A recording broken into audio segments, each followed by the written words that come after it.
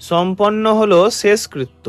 পঞ্চভূতে বিলীন হয়ে গেলেন সকলের প্রিয় গায়ক জুবিন গার্গ। শুক্রবার মারা যাওয়ার পর গত রবিবার সিঙ্গাপুর থেকে অসমে পৌঁছায় জুবিনের নিথর দেহ। চোখের জলে তাকে বিদায় জানাতে হাজির হয়েছিল লক্ষ লক্ষ অনুরাগী। মঙ্গলবার সকালেও জুবিনের শেষকৃত্যের সময় হাজার হাজার ভক্তের ভিড় ছিল চোখে পড়ার মতো।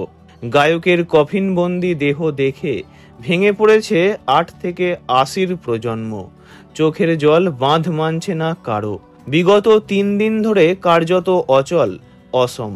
মঙ্গলবার জুবিনের অন্তিম ক্রিয়াকর্মের জন্য গুয়াহাটির জাতীয় সড়কে বন্ধ ছিল যান চলাচল। গায়কের শেষকৃত্যে এহেন জনসমুদ্রই সর্ববৃহৎ চতুর্থ জমায়েত হিসাবে নাম লেখালো লিমকা বুক অফ রেকর্ডে।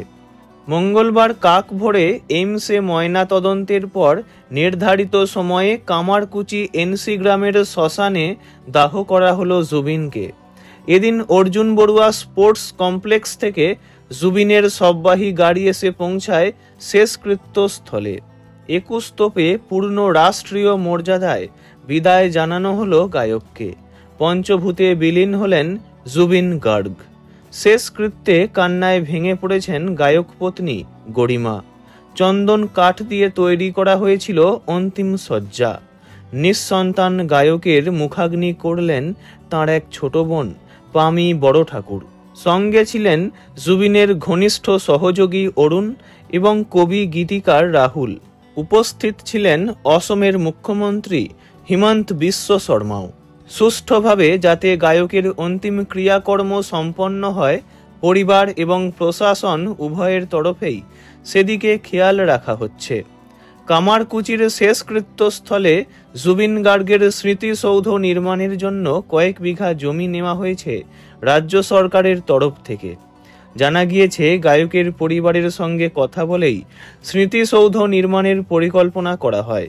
প্রয়াত গায়কের অন্তিম চিহ্ন আঁকড়ে ধরে রাখতে তাঁর পায়ের ছাপ নিয়ে মোম দিয়ে পাদুকা তৈরি করেছেন শিল্পী দিগন্ত ভারতী। পরপারে ভালো থাকুন জুবিন গার্গ, ওনার আত্মার শান্তি কামনা করি। ভিডিওটি এইটুকুই। বিনোদন জগতের সব রকম খবরাখবর জানতে চ্যানেলটি অবশ্যই সাবস্ক্রাইব করবেন। ধন্যবাদ।